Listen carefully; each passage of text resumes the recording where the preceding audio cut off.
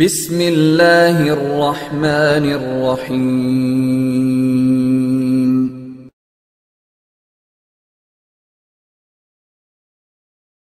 আসসালামু আলাইকুম ওয়া রাহমাতুল্লাহি ওয়া বারাকাতুহু।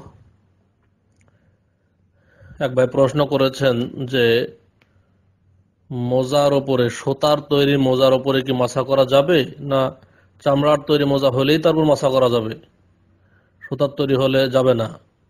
আসলে কোনটা সহিহ হাদিস দ্বারা প্রমাণিত? জবাবে বলবো যে যেটা মোজা, যাকে মোজা বলা হয়, সুতার তৈরি হোক আর চামড়ার তৈরি হোক, উভয় প্রকার মোজার উপরেই মাসা করা জায়েজ, যদি আপনি ওই মোজাটি ওযু অবস্থায় পরিধান করেন। তারপরে ওযু ভঙ্গ হয়ে গেলে ওই মোজার উপর মাসা করতে পারবেন। মুকিম হইলে একদিন এক রাত পর্যন্ত, এবার মুসাফির হইলে 3 দিন 3 রাত পর্যন্ত। আমরা অনেকেই বলি যে সুতার তৈরি মোজার উপর মাসা করা যাবে না, আসলে এর কথা ঠিক নাই। কেননা রাসূলুল্লাহ সাল্লাল্লাহু আলাইহি ওয়াসাল্লাম থেকে হাদিস এসেছে, আন্না রাসূলুল্লাহ সাল্লাল্লাহু আলাইহি ওয়াসাল্লাম তাওয়াদ্দা ওয়া মাসাহা আলাল খুফাইন, রাসূল সাল্লাল্লাহু আলাইহি ওয়াসাল্লাম ওযু করেছেন এবং দুই মোজার উপরে, চামড়ার তৈরি মোজা, খুফ বলা হয় চামড়ার তৈরি মোজাকে, চামড়ার তৈরি মোজার উপর মাসা করেছেন। খুফ মানে হচ্ছে চামড়ার তৈরি মোজা, আর জাওরাব মানে হচ্ছে সুতার তৈরি মোজা।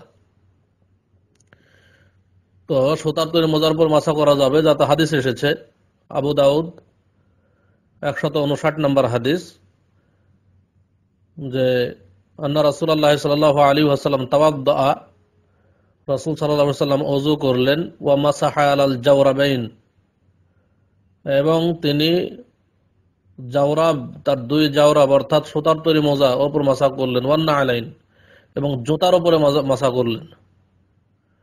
তাহলে সুতার তৈরি মোজার উপরে মাসা করা যাবে, এটা তার স্পষ্ট প্রমাণ।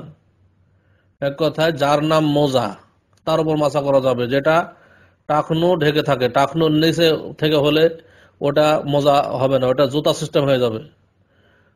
টাকনুর উপর থেকে যদি ঢেকে থাকে তাহলে ওটা মোজা, এবং ওই মোজার উপরে মাসা চলবে, সেটা সুতার তৈরি হোক আর চামড়ার তৈরি হোক, যে কোনো মোজার উপরে মাসা জায়েজ, এবং এটাই কওলুর রাজেহ, এটাই সহিহ মত। আশা করি উত্তর পেয়েছেন। আসসালামু আলাইকুম ওয়া রাহমাতুল্লাহি ওয়া বারাকাতুহু।